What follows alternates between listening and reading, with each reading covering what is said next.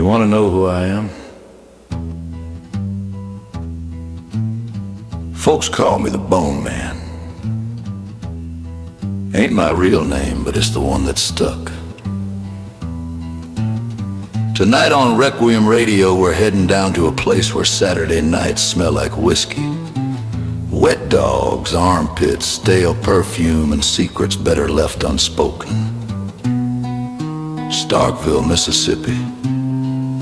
A place where music don't just move a crowd, it summons one. The folks in Starkville thought they understood the blues, until a man called Hollabelly Jones tuned his Stella guitar to a key that opened a doorway into their sins. Tonight's tale is called The Devil's Set in Starkville. And you best hold on to your wedding rings.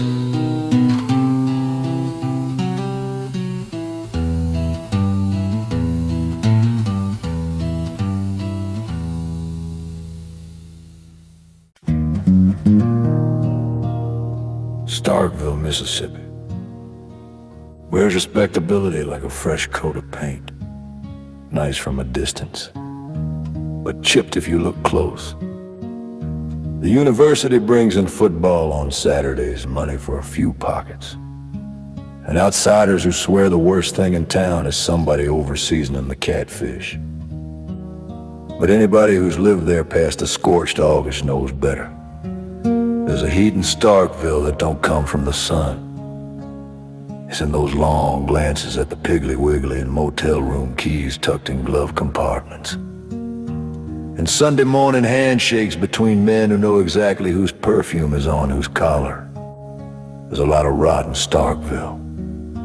There's one place downtown where all that heat goes to sweat it out, Kane's Hall. Music in the front, sins in the back.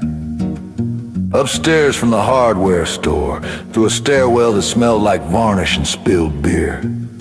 That's where folks crowded into a haze of smoke, whiskey, and slide guitar licks. And in the summer of 1954, that's where he appeared. He was a stranger who called himself Hollabelly Jones, and he was built like famine. Tall, carved thin, belly sunk like it'd been scooped out. Skin the color of boiled coffee, eyes like funeral dirt. Instead of a guitar case, he carried a length of oilcloth. Inside it was a dark Stella guitar scarred like something had clawed it from the inside. A single length of copper wire stretched from headstock to bridge. He sat. He didn't ask for requests. Just said evening low and smooth as river silt. Then he rolled into Stagger Lee, feet tapped, heads nodded. A man held the hand of a woman who wasn't his wife. Kane's Hall felt loose, warm, like the air had hands. The second song was a ballad about a woman drowning her husband in the Tallahatchie. The slide moaned in long sweeps that sank into bone. People leaned closer, stale perfume sharpened in the air.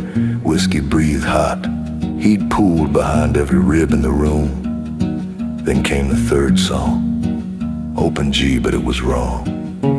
So wrong your teeth hurt just hearing it. Strings rattled like bones in a shoebox. And that's when the sweating started. Not from the people, but from the walls, warm, salty, slick. A man touched it with his fingertips. And just as he did, fingers pushed up between the boards. Fresh, wet fingers. A woman screamed, a man tried to hush her. Then something yanked him by the ankle and dragged him half under the floor, taking his foot clean off.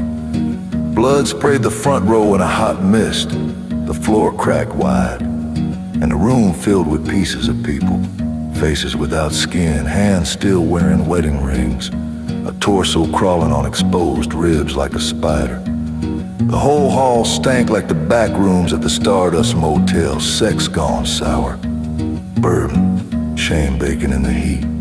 Somebody ran for the door, but it was locked from the outside. Bodies crushed together, desperate and screaming. A woman's jaw snapped sideways with a wet pop. Another had her throat torn out by a faceless thing climbing her like a ladder. A man swung a chair that splintered a crawling torso, but its ribs broke free and jabbed into his leg like spears. Hands with wedding bands peeled his skin in ribbons. A woman in a red dress vanished under the swarm. Only her head came back up, smiling without lips. Through all the carnage, Hollowbelly still played, eyes rolled white, head cocked like he was listening to something only he could hear. Every wrong note dragged another nightmare through the boards. Every slide was a hook sunk deeper into the room's heart.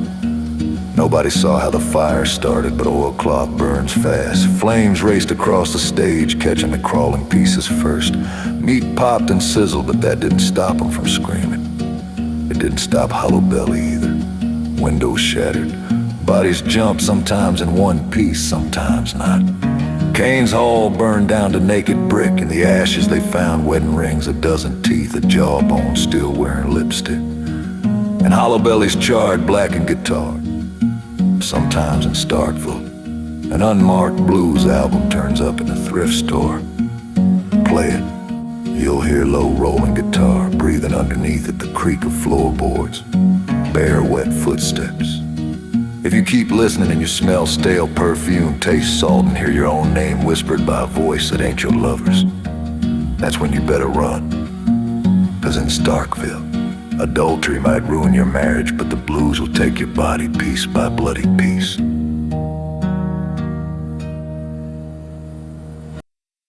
You've been listening to Requiem Radio, where music bleeds into the supernatural. And that was the Devil's Set in Starkville. Well, that was a bloody one. You'd think they'd have been smart enough not to climb those stairs at Kane's Hall. You'd think they'd have left when the walls started to sweat. But all it takes is one good chord, one song tuned all wrong, and the floorboards will open for anybody. Ain't gonna be no more tonight. Y'all rest easy.